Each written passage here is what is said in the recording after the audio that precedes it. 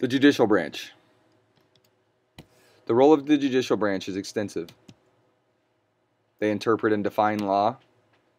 This involves hearing individual cases and deciding how the law should apply.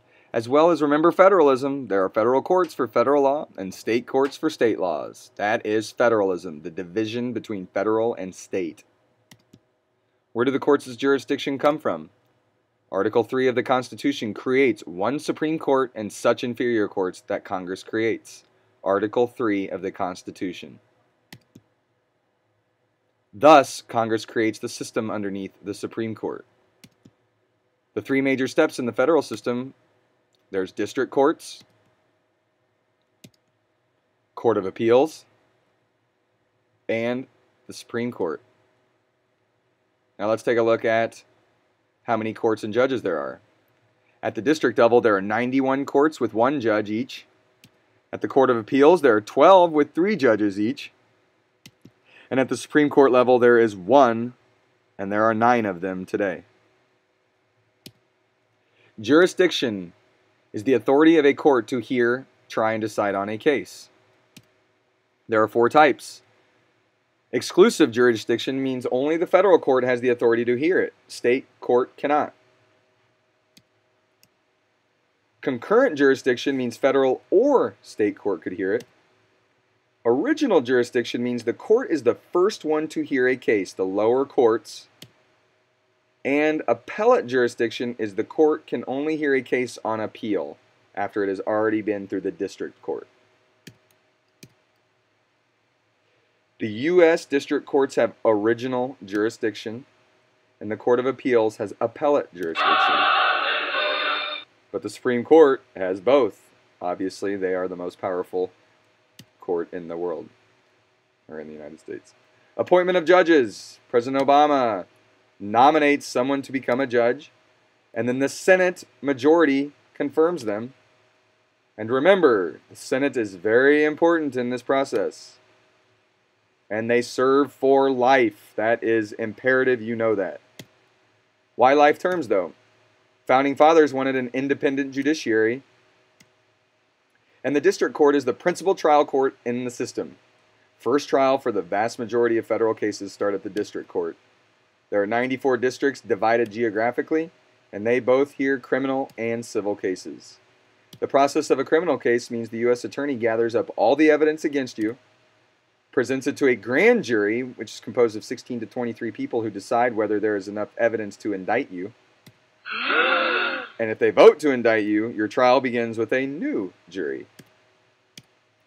If you lose your trial, you have the option to appeal to a higher court. The higher court does not have to hear your case. They will only take it if there is a significant problem with the lower court's decision, and the higher courts have the option to overturn or modify the lower court's decision.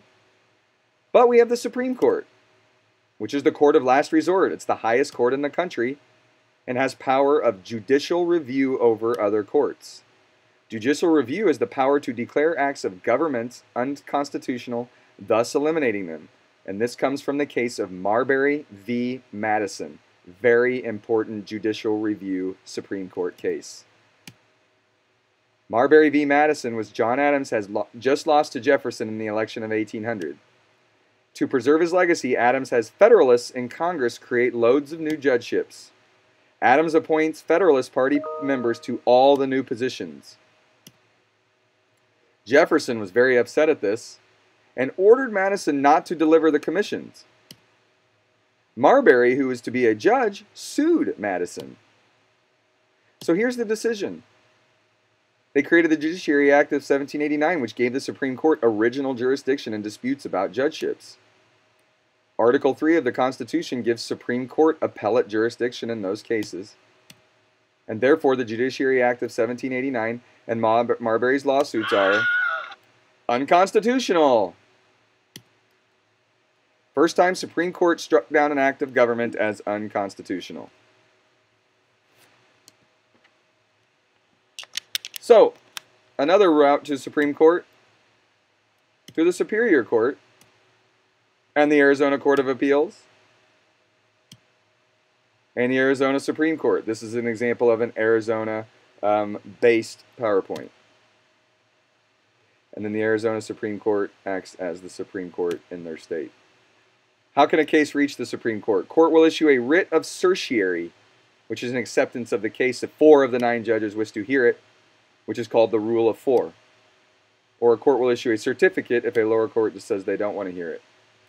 Trial process. Trial does not function like principal trial courts. No evidence is presented or witnesses questioned, but rather one attorney for each side presents his arguments for 30 minutes while being questioned by the judges. Once the arguments are over, justices will write opinions on the case, and each justice chooses which opinion to sign his or her name to.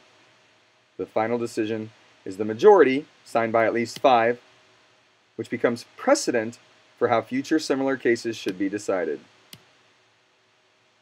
The dissenting opinion is written or signed by any justice who disagrees with the majority, and it's important because it can become the logic for a future group of justices to overturn this decision. A concurring opinion is written by a justice who votes with the majority but disagrees with their reasoning as to why. If a justice has a conflict of interest in a case, he or she may recuse himself or stay off of the case.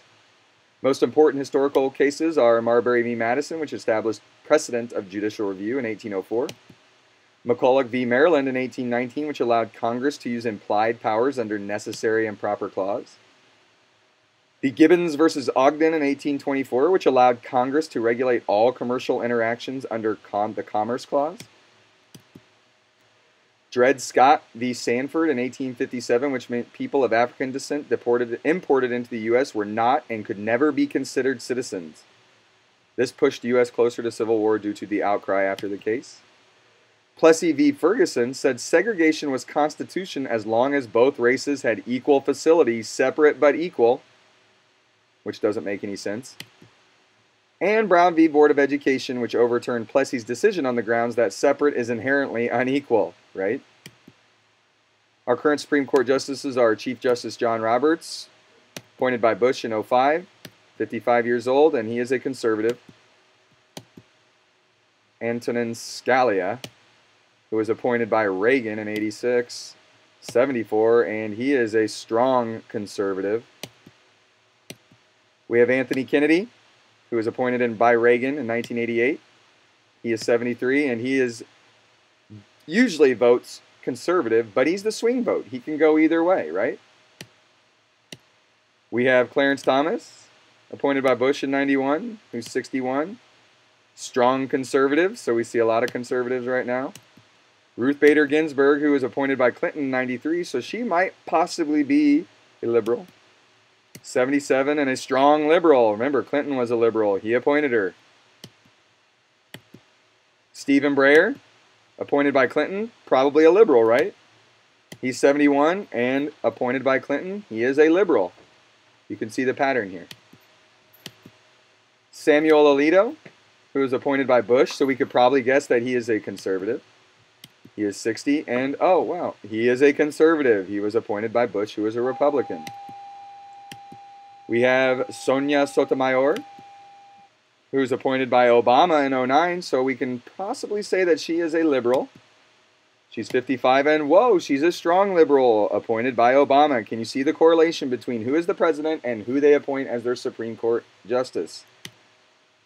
And last but not least, we have Elena Kagan, appointed by Obama in 2010. She's 50, and she's a liberal.